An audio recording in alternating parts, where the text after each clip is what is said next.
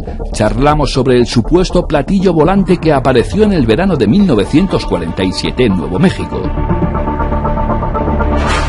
Un misterio que inspiró su primer libro, Roswell, Secreto de Estado, y para cuya redacción contó con los testimonios de los últimos testigos vivos de aquel accidente ovni.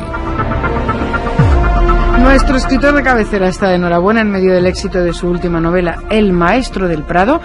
Acaba de reeditar su primer libro, un ensayo escrito hace casi 20 años. Debía tener, ¿cuántos tenía? Hace casi 20 años, era un crío, pues es un niño. En el que analiza uno de los misterios más fascinantes de la aviación. En el verano de 1947, un extraño objeto volante no identificado se estrelló a pocos kilómetros de la base militar Roswell en Nuevo México. Entonces, el asunto de los platillos volantes no era secreto, al contrario, parecía un misterio nuevo, y eso llevó a las autoridades norteamericanas a reconocer por unas horas que habían capturado un disco volador de otro mundo.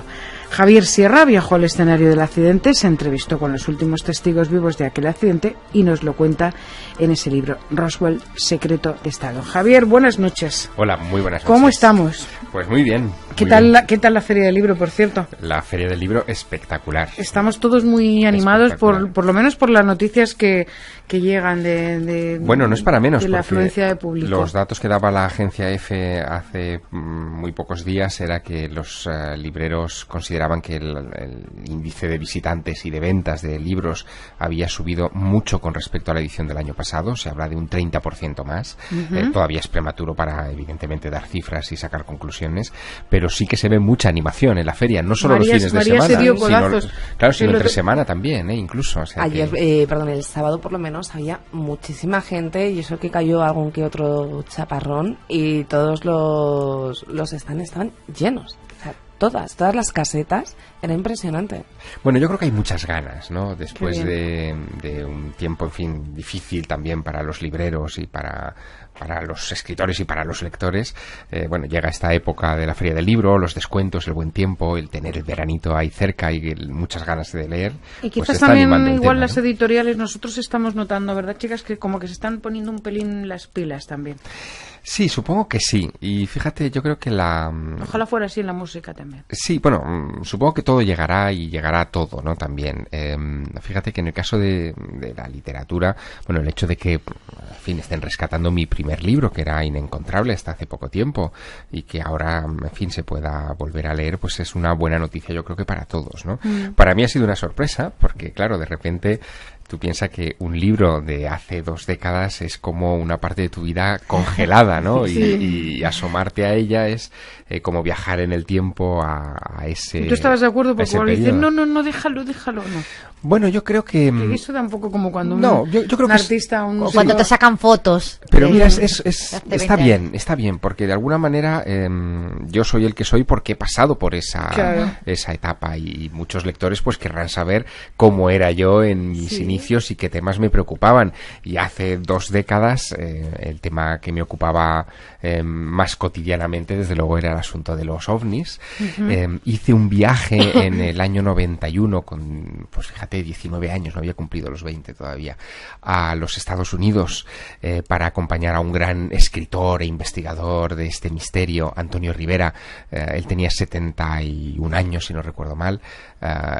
Padecía una cardiopatía, no se atrevía muy bien a viajar solo y me pidió que fuera un poco su asistente, así que le acompañé a un congreso internacional sobre ovnis donde participaban militares americanos, cosmonautas soviéticos, en fin, gente de todo el mundo que había tenido este tipo de experiencias.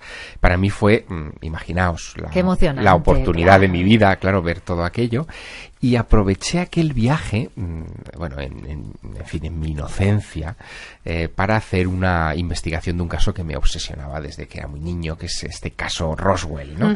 En Roswell, Nuevo México, en 1947, se estrella una aeronave no identificada que es recuperada por los servicios secretos de la base militar de esa localidad perdida en el desierto de Nuevo México. Se reconoce en un primer momento que algo probablemente de naturaleza alienígena ha caído allí, y después se desmiente, ¿no?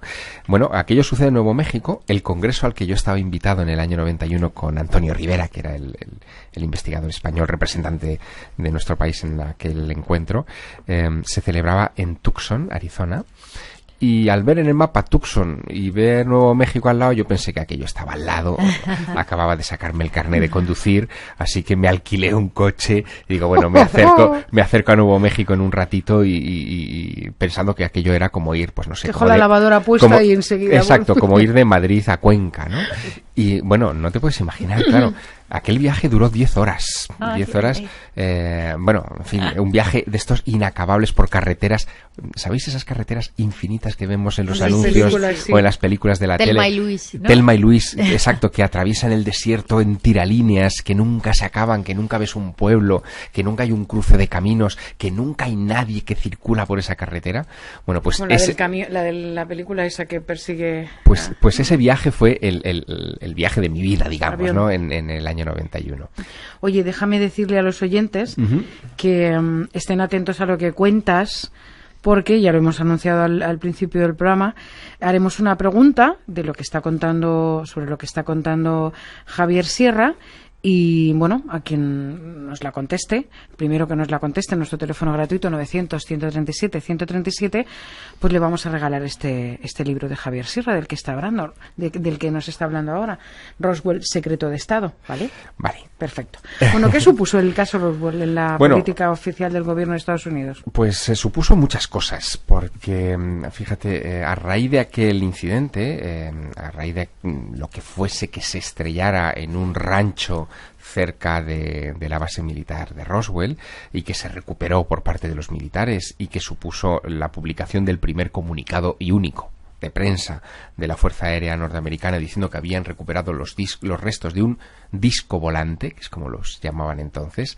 A raíz de aquello se desmiente todo a las pocas horas, se dice que todo ha sido una lamentable confusión, que lo que han recuperado en realidad no es un platillo de otro mundo, sino los restos de un globo sonda y que bueno, que los servicios de inteligencia han cometido un terrible error. Pues a raíz de aquello todo lo vinculado a ovnis, que entonces no se llamaban ovnis, son unas siglas que acuñará la Fuerza Aérea Norteamericana unos años más tarde, entonces llamaban platillos volantes. Todo lo relacionado a los platillos volantes se clasifica como alto secreto. Es decir, se han equivocado, pero lo clasifican como secreto. Esto, en fin, llamaba la atención, ¿no? Por si acaso alguna vez alguno pasa por allí, ¿no? Exacto. Pues fíjate, en aquel viaje del 91 que me lleva a Nuevo México, después de aquellas 10 horas de carretera infinita, yo llego a Roswell. En Roswell nadie hablaba del platillo volante, ni mucho menos. En fin, no era un tema que fuera Vox Populi en el 91 en Nuevo México. Pero en las páginas amarillas de la ciudad localizo, viendo apellidos, al que fue el oficial de la Fuerza Aérea Norteamericana, jubilado ya de muchos años, que dio el comunicado de prensa, ¿no? Se llamaba el teniente Walter Haut. Vivía en la calle West 17, me acuerdo todavía, fíjate, en la calle West 17 de Roswell. Así que hacia allí me fui con el coche, llamé a su puerta, el señor me atendió, habían pasado 40 y tantos años del incidente y aceptó darme una entrevista. Y Walter Haut me dijo que él nunca vio el platillo volante, que él solamente redactó el comunicado de prensa después de que el coronel de la base le diera todos los detalles, pero que la sensación que tuvo hablando con el coronel y con sus compañeros que sí vieron los restos del platillo es que aquello no era de este mundo, que aquello era algo que había caído del espacio, en fin, que no era un globo sonda ni muchísimo menos. Claro, para mí fue un impacto, porque me lo decía un testigo, digamos, que estaba allí, que fue el que redactó nada menos que la noticia primera, ¿no? Y le pregunté sobre todo cómo es que se redactó esa segunda noticia donde se desmentía todo. Y me dijo, mira, eso a mí también me sorprendió, porque no partió del coronel de mi base, no partió de la gente que vimos, o bueno, que estaban alrededor de aquellos restos, sino de Texas, del mando superior del ejército en esa zona de los Estados Unidos, que nos dio órdenes específicas de que había que acallar la historia. Bueno, cuando me dice aquello, yo sé que hay una historia, evidentemente, que contar, que hay algo de lo que tirar del hilo. Claro. Y durante un par de días me dedico a buscar en Roswell pues todo aquel señor mayor que pudiera tener recuerdos de aquella historia. Y tropiezo, fíjate, con el que fue...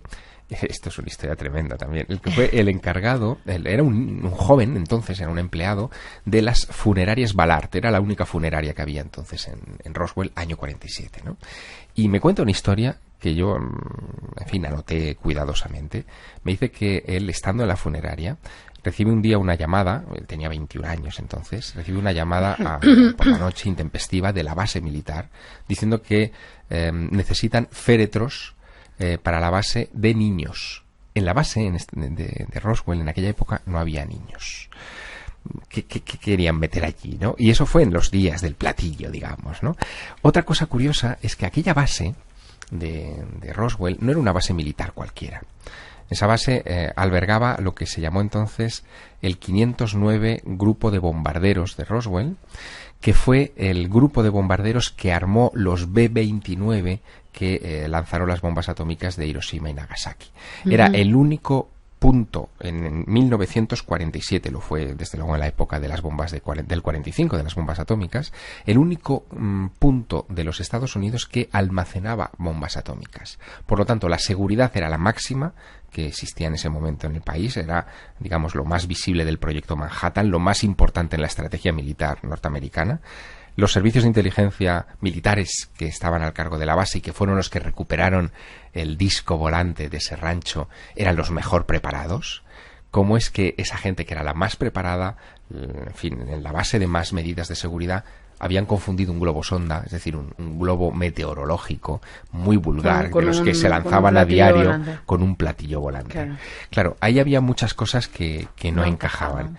Y el tema, fíjate, en el año 47 se clasificó como, o sea, se desmintió, se dijo que aquello no había nada, y los papeles que generó todo aquel asunto se clasificaron en algún archivo perdido y nadie los ha reclamado hasta el año 94. 3 años después de mi viaje a Roswell, y esto es lo que de alguna manera me empuja a publicar este primer libro, un senador de Nuevo México, representante de Nuevo México, Steven Schiff, hace una interpelación a raíz de peticiones de ciudadanos de ese estado al Congreso de los Estados Unidos y al Senado para que se reabra este asunto.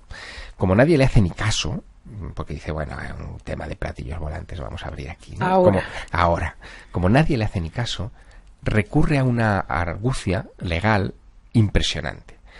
Acude a lo que sería nuestro Tribunal de Cuentas en España, más o menos. Se llama la Oficina General de Contaduría. Para que os hagáis una idea, la Oficina General de Contaduría es un organismo dentro del gobierno de los Estados Unidos que se dedica a hacer auditorías a toda la estructura pública norteamericana permanentemente, para saber en qué se gasta el dinero de los ciudadanos. Y él va y pide una auditoría. Y él pide una auditoría para saber en qué se invirtieron recursos económicos en el verano de 1947 en Roswell. En la base militar.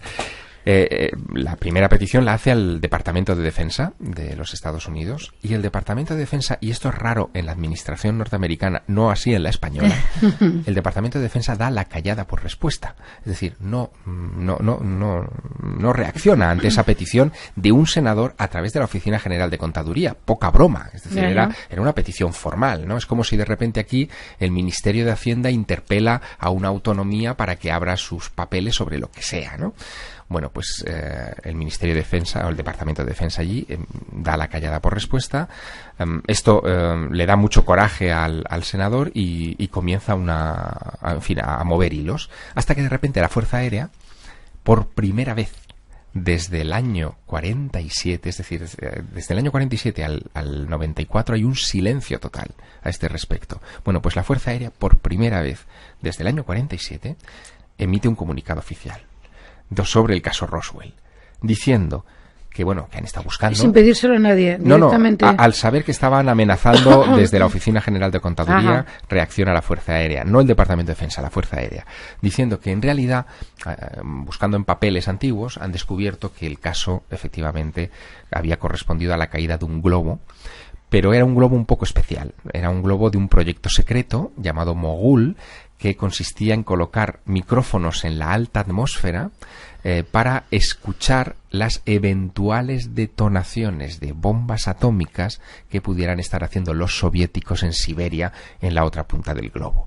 Y el senador no se lo cree ni nada. Claro, era una explicación muy peregrina. Claro. El proyecto realmente... Más delirante casi que lo de los Exacto. El proyecto realmente existió, es decir, ese proyecto que se llama Mogul efectivamente existió y fue un proyecto secreto donde participó la Universidad de Nueva York y, bueno, los archivos se desclasificaron al poco. Pero decían además que había sido un vuelo concreto, el vuelo número 4 de ese proyecto Mogul. Se habían lanzado varios globos y el número 4 se había perdido en el desierto, nunca lo recuperaron. Pero da la casualidad de que el globo se pierde un mes antes del incidente de Roswell, es decir, no coincide la fecha. Da la casualidad también de que todos esos globos llevaban adheridas unas etiquetas, perfectamente en inglés, evidentemente, donde se decía que aquello era propiedad del gobierno de los Estados Unidos, que era un material que debía entregarse al sheriff más cercano, y el ranchero, el pobre que encontró aquellos restos en su campo y que inicia toda esta historia, no ve esa etiqueta no está por ningún lado, los restos además son enormes, no parece que se corresponden al vuelo número 4, y por si fuera poco, al estudiar los vientos, es que se ha hecho de todo en este caso, al estudiar los vientos que empujaban los globos aquel día del vuelo número 4 del proyecto secreto de globos Mogul, se ve que los vientos lo empujaban en dirección contraria a la del rancho donde cayó el globo. Uh-huh. Pero no se acaba ahí esta historia, porque al poco, en el año 95, empieza a correrse el rumor de que este caso va a cumplir 50 años, claro, estamos hablando del año 47, año 97 cumpliría 50 años, y digamos que por tradición y por ley en Estados Unidos, un caso que cumple 50 años secreto, pues se desclasifica o se termina liberando. Así que todo el mundo está esperando que eso pase. Pero en el 95, 2 años antes y un año después de esta petición del senador Schiff, pasa algo.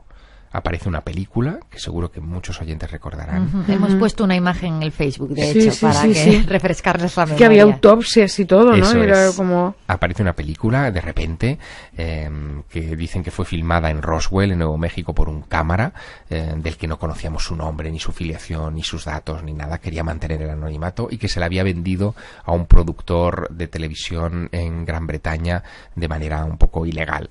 Ese cámara contaba una historia rocambolesca, diciendo que él había sido llamado a la base militar de Roswell cuando se produjo aquel accidente, le habían puesto una cámara en las manos y que él filmó en las operaciones de recuperación y las autopsias, y en alguno de los momentos del manejo... Cortina de humo esta, eso es, como la película. Sí, sí.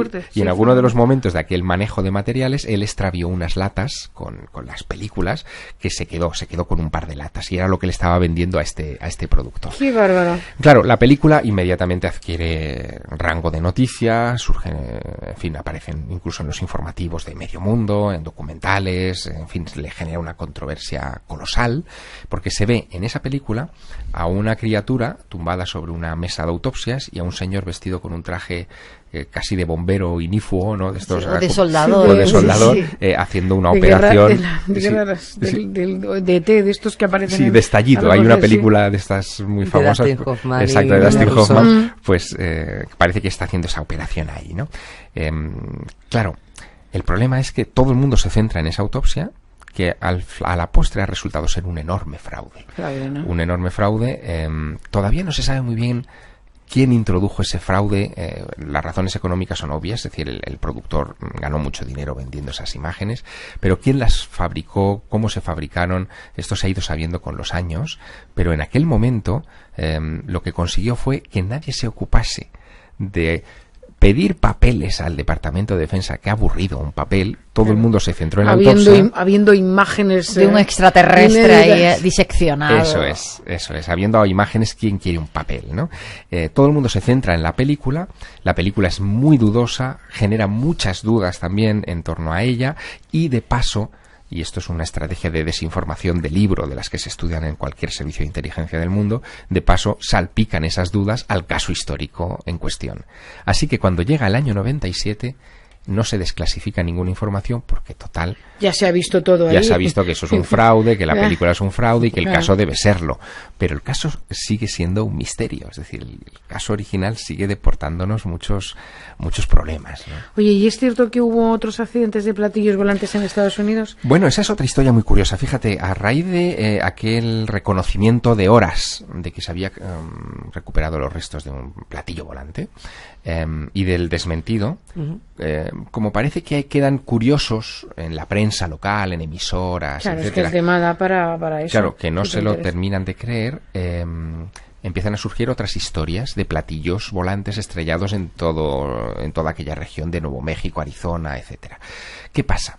Que, claro, una historia puede ser creíble, pero que de repente caigan 5 platillos volantes no tiene ningún sentido. Así que el tema se convierte en muy poco tiempo, apenas en el trasunto del año 47 al 50, en un mito, en una leyenda urbana que se comenta pero que nadie se toma en serio. Sin embargo, quedan algunos coletazos curiosos. Mirad, por ejemplo, el día que se da la información del ovni estrellado y la Fuerza Aérea lo reconoce, la radio, que siempre es la primera que está en estas cosas, y en el año 47 todavía más, la radio da un boletín informativo hablando de que se ha estrellado este platillo volante. ¿Dice platillo volante? Mira, no solamente lo dice, es que lo vas a escuchar. Ese documento audio del año 47 lo tengo. Mira, lo vas a escuchar. Headline edition, July 8, 1947. Son titulares del día 8 de julio del 47. Un disco volante ha sido capturado y está en posesión del ejército. Bueno, este comunicado oficial del año 47 que se da por la radio genera una situación muy curiosa. Se da la información por la radio, pero es que inmediatamente después de haber sido dada, la Comisión Federal de Comunicaciones inmediatamente manda un telex a las 2 emisoras que dan la información, que son la KGFL de Roswell y la COAT de Albuquerque, que es como la capital del estado de Nuevo México, diciendo que como vuelvan a dar la noticia les van a quitar la licencia de emisión. Claro, todo esto es muy raro. Pues sí. Es decir, algo pasó. Claro, si es un accidente normal de un globo, normal, no pasa nada. Claro, o sea. ¿Qué es lo que pudo haber pasado, ¿no? Visto con la perspectiva de 66 años, que es lo que ha pasado desde entonces, hay varias hipótesis. Una hipótesis es que cayera lo que muchos escritores, autores de ciencia ficción, los guionistas de Independence Day, el que escribió también el guión de Indiana Jones y El reino de la calavera de cristal, etcétera, piensan, y es que cayó una nave extraterrestre. Vale, bien, esa es una hipótesis, puede ser. Otra hipótesis es que Nuevo México, y en concreto el desierto de Arenas Blancas, el desierto de White Sands, era el lugar donde en 1947, en los años 40, los años previos al año 47, se probó la primera bomba atómica. Y se lanzaban las bombas V2 alemanas, que después darían pie a las que se habían capturado a los nazis en la Segunda Guerra Mundial, las que después darían pie a la exploración espacial. Todo eso se hacía en Nuevo México. Es decir, quizá lo que pudo haber pasado, por lo tanto, no es que cayera un platillo volante de otro mundo, sino una de esas pruebas. Quizá un avión con una carga nuclear, alguno especulaba eso. Quizá un ala volante, es decir, había aviones en forma muy rara que se experimentaban en aquella época. Pero es que era el único sitio donde era lugar de pruebas, claro. Se guardaban las bombas Algunos atómicas. han llegado a decir incluso que podía ser un ala volante con pilotos japoneses dentro, o sea, soldados prisioneros que los metían allí para que se estrellaran y ver qué pasaba. En fin, hablaban, por ejemplo, de muñecos dummies, de estos muñecos que vemos en los anuncios de coches, cuando se estrellan contra una pared, ¿no? Que sirven para medir el impacto. Bueno, pues que pudiera ser una prueba de algún tipo de vehículo con un dummy dentro y que eso generara el rumor de que habían caído extraterrestres, porque era una figurilla rara que se podía haber quemado o deformado. En fin, hay como varias hipótesis sobre la mesa. Pero igual si lo dijeran clarito. Claro, el caso es que querían ocultar algo, fuera un ovni o fuera una prueba de quizá tendría nuclear. sentido que fuera una prueba nuclear lo que se quisiera ocultar, ¿no? Es decir, un accidente nuclear. Pero claro, Hay otra cosa que va en contra de esa hipótesis, y es que en el año 95, si no recuerdo mal, con Bill Clinton como presidente de los Estados Unidos, se produce la desclasificación de una serie de papeles relacionados con la irradiación deliberada de isótopos liberados por bombas atómicas contra soldados norteamericanos en Nuevo México, que fueron utilizados como conejillos de indias. Esta gente tuvo todo tipo de enfermedades, de cánceres, de problemas de salud, y nunca se indemnizó a las familias, ni se les rindió honores, ni nada. Fueron parte de un proyecto de cobayas humanos. Sí. En el año 95, Clinton desclasifica papeles sobre esta cuestión. Si hubiera sido un accidente nuclear o un experimento de algún tipo, lo lógico hubiera sido que dentro de esos papeles desclasificados se hubiera incluido el accidente de Roswell. No fue el caso.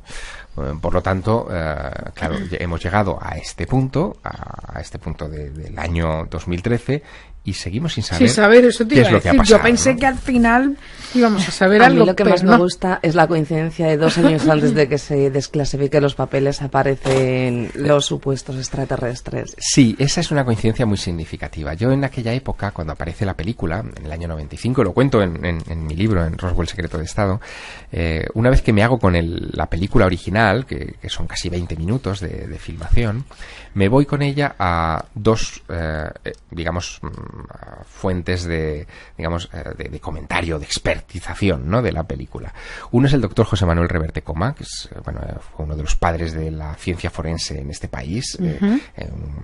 Fundó incluso un museo dentro, que está todavía en la Facultad de Medicina de la Complutense en Madrid, para que viera la película. Se la llevé a su casa. Reverte Coma en el año 95 ya era mayor, y de repente delante del monitor de televisión de su casa estuvimos analizando casi fotograma por fotograma aquella película, y él me decía que, claro, no podía emitir un juicio sobre la naturaleza de aquella criatura, que después se ha revelado que era un muñeco. O sea, ahora ya sabemos que es un muñeco, pero que lo que le parecía obvio es que el proceso de peritaje forense que se veía ahí era ridículo. Es decir, era de película, efectivamente. Exacto, absolutamente escenificado, pero... Exacto. Y que había ahí un montón de, instrumental y tal, que era de atrezo, porque eso no se utilizaba en una... No había rigor. No había rigor, exactamente. Algo parecido me dijeron en el Hospital del Aire de Madrid. Claro, yo quería que un forense militar viera esta película para ver si él reconocía algún tipo de procedimiento, no sé, el tipo de trajes o lo que fuera, ¿no?